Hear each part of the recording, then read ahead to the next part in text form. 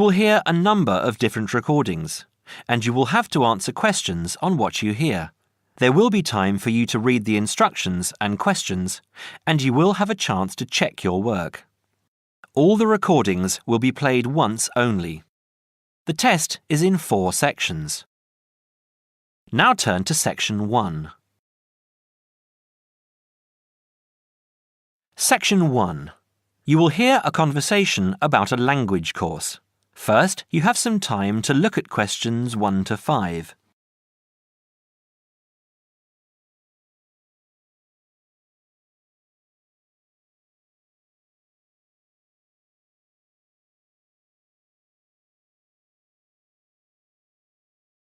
You will see that there is an example that has been done for you. On this occasion only, the conversation relating to this will be played first. Good morning, Borgheimer language courses. How may I help you?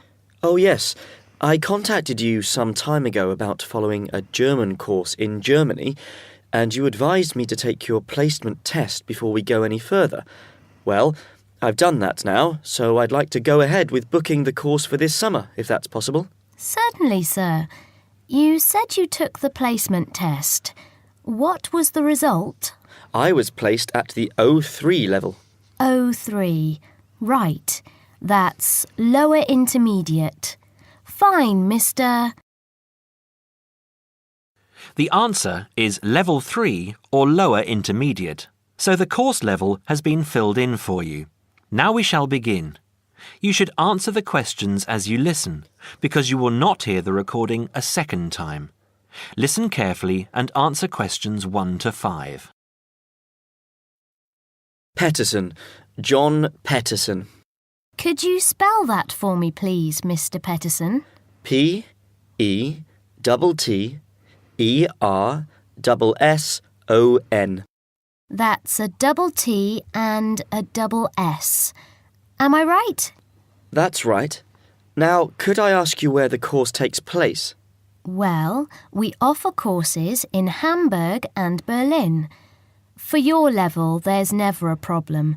There are always plenty of people for the intermediate classes. Oh dear. Does that mean that there might be a lot of students in my class? I wouldn't be very happy about that. No, don't worry, Mr. Petterson. The maximum class size is 12, but I've never known there to be more than 9 or 10 in a class. It could even be 5 or 6. Good. Actually, I'd prefer to study in Berlin. And how long is the course? 3 weeks, 5 hours a day. 2 hours only on Saturday. Sundays free. I see. And what about accommodation? There you have a choice, Mr. Petterson. You can either stay with a German family who are used to having such guests, or you can stay on the university campus, or we can book you into a nearby bed and breakfast. Is there a big difference in price? Not really. Staying with the family works out the cheapest, and the bed and breakfast is a bit more money. Staying on the university campus comes somewhere between the two price-wise, but Berlin is not too expensive anyway. Which do you recommend? Well, if you want to practice your German and be part of a German family, I would recommend staying with a family.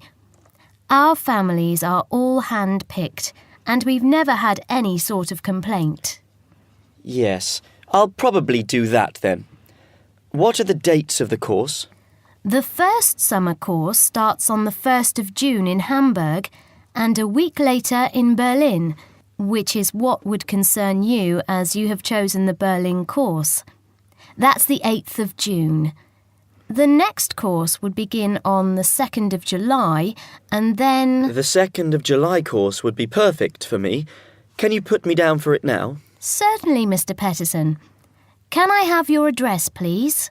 26 Mayfield Drive, Orpington, Kent. I'm afraid I can't remember the postal code. Don't worry, Mr. Petterson. I'll check on it. Before you hear the rest of the conversation, you have some time to look at questions 6 to 10.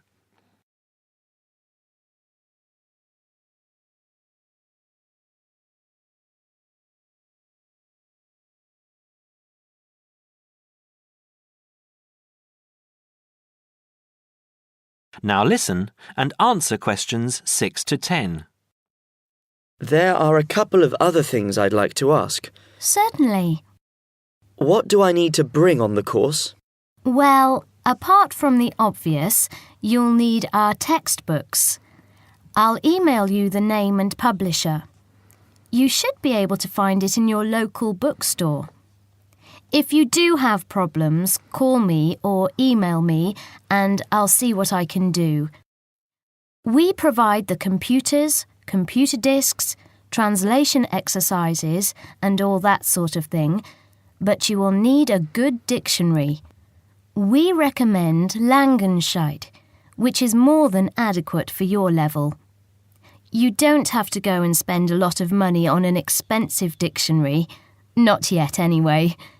Maybe you will when your German reaches a very high standard. That would be very nice.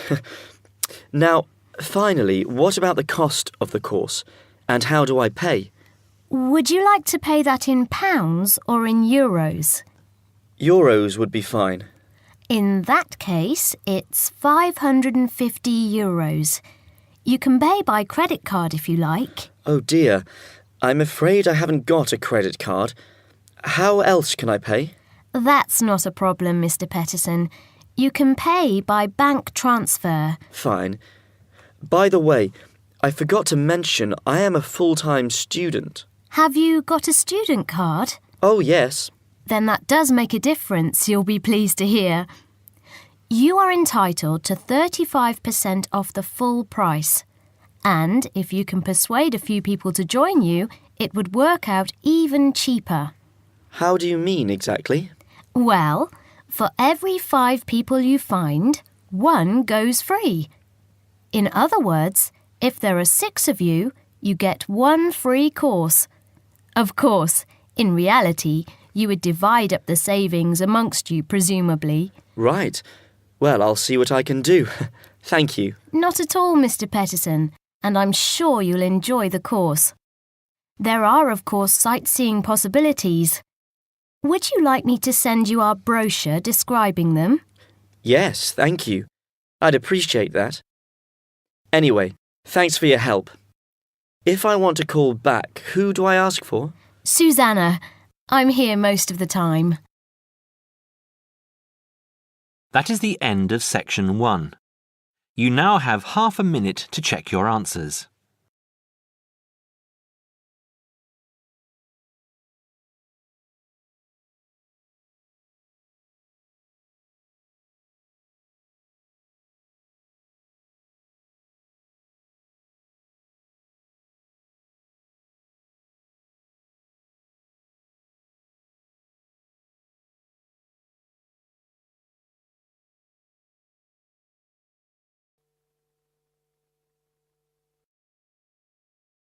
Now, turn to Section 2.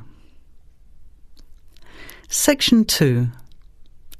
You will hear a phone conversation giving information about a health and fitness centre. Before you hear the talk, you have some time to look at questions 11 to 16.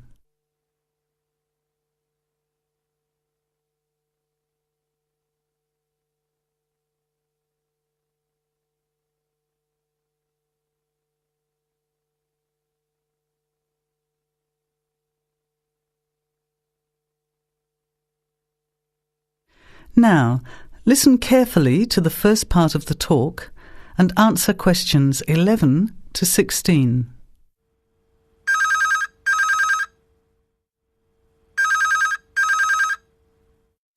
Hello? Hello, is that Miss Heidi Jones? Yes? Good morning, Miss Jones. I'd like to take a few minutes of your time to tell you about the Seven Oaks Health and Fitness Centre, which is in your suburb. Would that be convenient? Okay.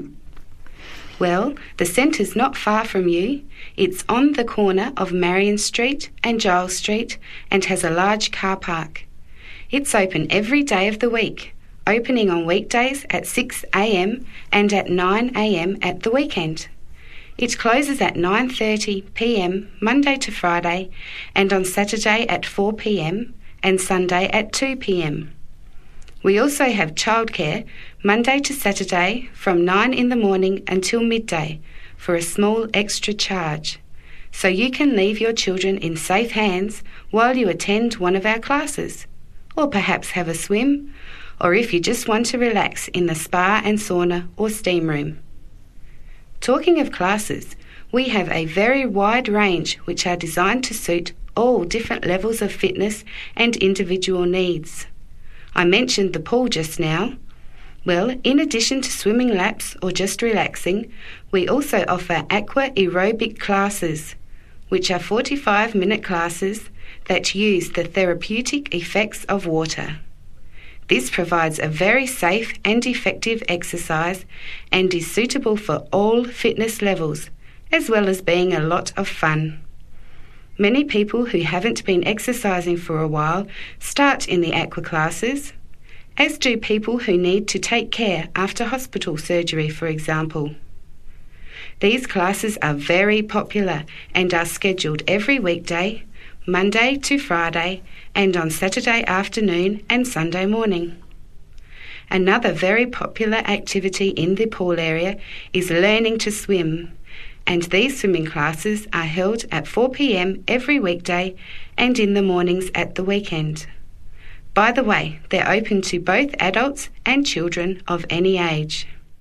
Before the talk continues, you have some time to look at questions 17 to 20.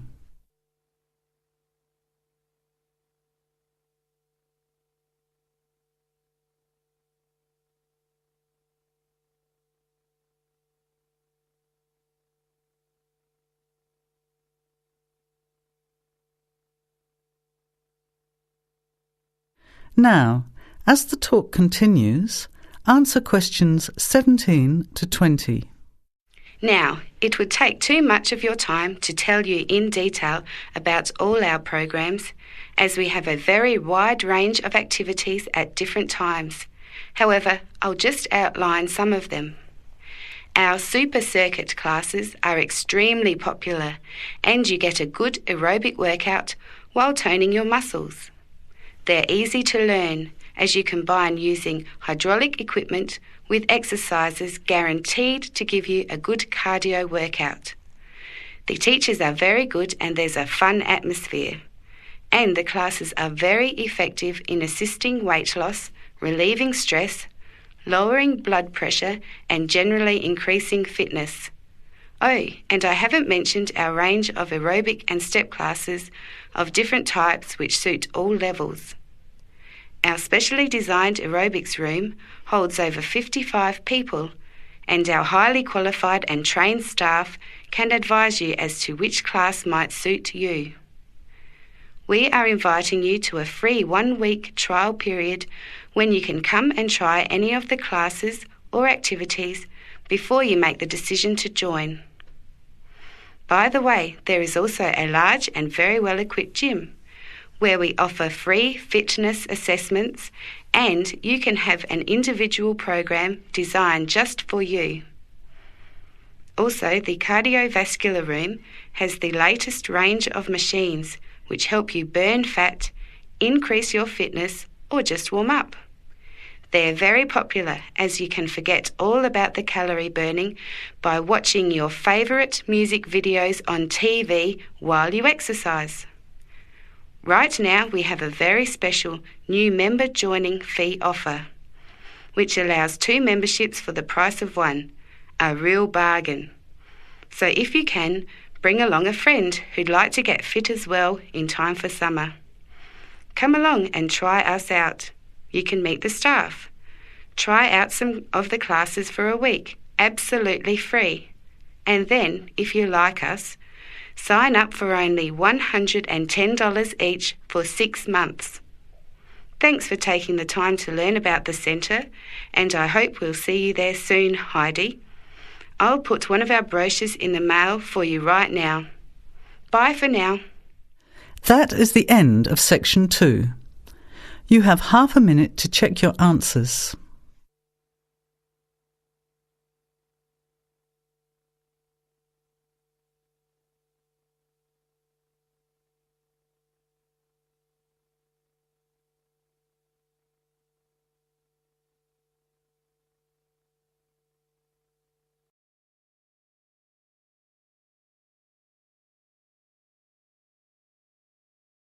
Section 3.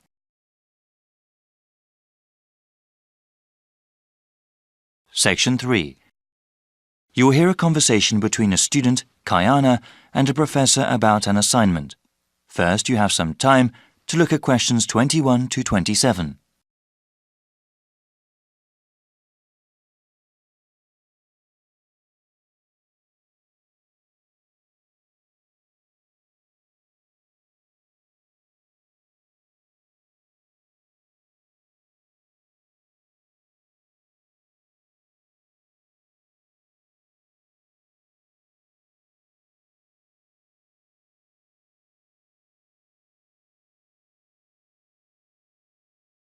Now listen carefully and answer questions 21 to 27.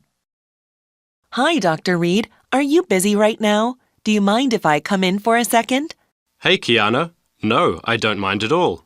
Thanks. I just wanted to say that I'm enjoying your urban studies course and that I'm having some trouble with the first assignment. Okay, no problem. What do you want to ask? This is my first time writing a paper of this length. All right. What sort of trouble are you running into? Well, writing more than 10 pages is actually turning out to be quite a task. I've been rereading some of the material, and I'm just not sure how to approach the assignment. Yes, it takes some time to get used to academic writing assignments. More time than I expected, really. I also want to do a really good job on the assignment. I don't want to put a half-hearted effort into it. I'm glad to hear that. I'll say that these assignments get easier to manage as time goes on. That's a small relief. I mean, it gets easier to plan the assignment and to organize one's time, but it still takes hard work and a sincere effort to produce a good piece of academic writing. My role is to guide you to the readings I think are the most relevant and to give you tips on managing your time. Okay, could we talk about the readings then? Sure, we can go over them. I guess I want to ask about the Coal House text first. It seems like a pretty interesting book. But sometimes a bit over the top, no? I would recommend reading just the first part of the book. It's the most relevant to the assignment that I gave you. The rest of the text goes on about a topic we will cover later in the semester. All right, I'll just read the intro then. As for the Peely article, did you read that one? Yes, I accessed it online and then printed it out. Okay. I would recommend you review that again. Also, remember what I said about the Liebskid article? I think you told the class to focus on the research methods, right? Yes. She approaches the problem in an innovative way. Let's see. For the Gary article, I think you should... Let me see. I think it would be best for you to read just the conclusion. Just the conclusion. I see. Yes, I would ask you to read the whole thing, but this way would be more efficient. Speaking of which, you should not bother reading the Wolfson article. Yeah, it didn't seem particularly relevant to the topic. Let's see. Any other reading you wanted to talk about? Let me see. Yes, the Cudler article. What do you think of that one? Ah, yes. How could I forget? That one is pretty central to the topic. I really think you must go over it again. Before you hear the rest of the conversation, you have some time to look at questions 28 to 30.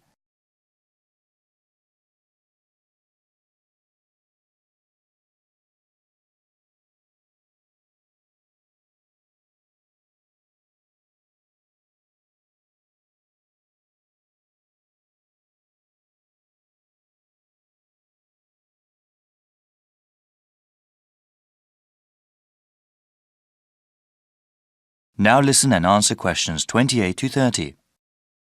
All right. Is there anything else you wanted to ask about? Yes, I wanted to ask about the line graph that you provided. It seems that the legend identifying the different parts is not there. Ah, it must not have been photocopied correctly. Here, let me explain them. They all represent percentages of the population in Manassas, okay? Line 1 here at the top is the percentage of people who were born in a foreign country. Born outside the country. Okay, and this one? The next line down, line 2 refers to the percentage of people with citizenship. All right, got it. Those making a middle-class wage are represented by the fifth line down. Okay, middle-class wage earners. And the line number 4? That is the percentage of people with a college education or higher. All right, and the one in the middle? That one is the percentage of population who are married and have children. Got it.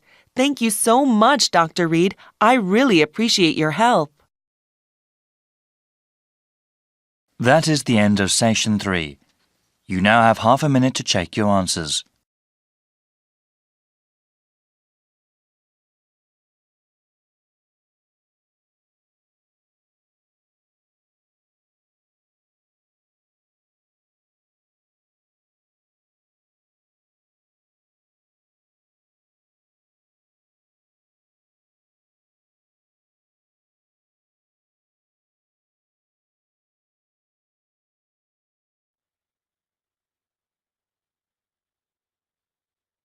Now turn to Section 4.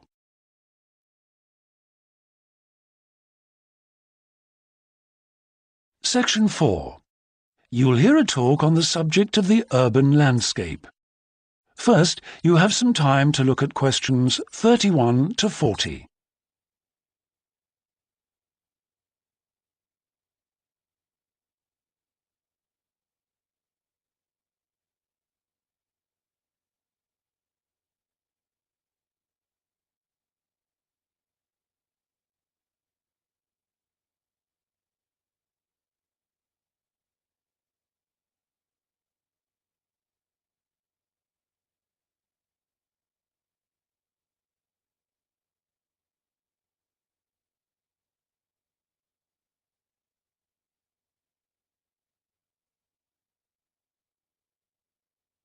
Now listen carefully and answer questions 31 to 40. Good day, ladies and gentlemen. I have been asked today to talk to you about the urban landscape. There are two major areas that I will focus on in my talk: how vegetation can have a significant effect on urban climate, and how we can better plan our cities using trees to provide a more comfortable environment for us to live in. Trees can have a significant impact on our cities. They can make a city as a whole a bit less windy, or a bit more windy if that's what you want. They can make it a bit cooler if it's a hot summer day in an Australian city, or they can make it a bit more humid if it's a dry inland city. On the local scale, that is in particular areas within the city, trees can make the local area more shady, cooler, more humid and much less windy. In fact, trees, and planting of various kinds, can be used to make city streets actually less dangerous in particular areas. How do trees do all that, you ask? Well, the main difference between a tree and a building is a tree has got an internal mechanism to keep the temperature regulated. It evaporates water through its leaves, and that means that the temperature of the leaves is never very far from our own body temperature. The temperature of a building surface on a hot sunny day can easily be 20 degrees more than our temperature. Trees, on the other hand, remain cooler than buildings because they sweat. This means that they can humidify the air and cool it, a property which can be exploited to improve the local climate.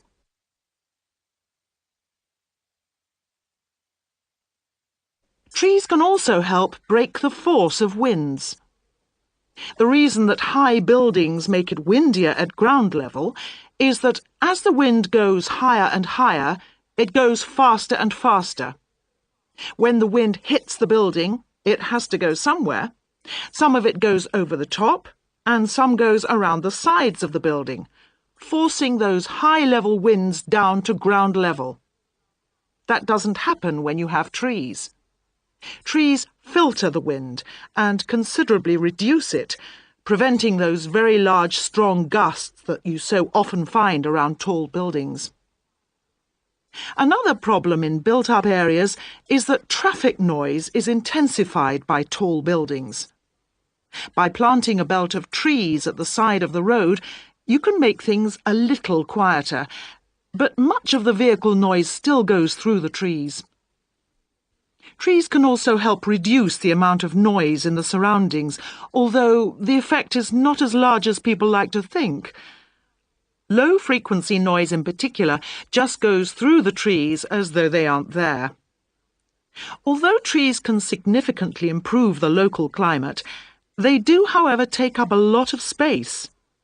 There are root systems to consider, and branches blocking windows and so on. It may therefore be difficult to fit trees into the local landscape. There is not a great deal you can do if you have what we call a street canyon, a whole set of high-rises enclosed in a narrow street. Trees need water to grow. They also need some sunlight to grow, and you need room to put them. If you have the chance of knocking buildings down and replacing them, then suddenly you can start looking at different ways to design the streets and to introduce tree planting. That is the end of section 4. You now have half a minute to check your answers.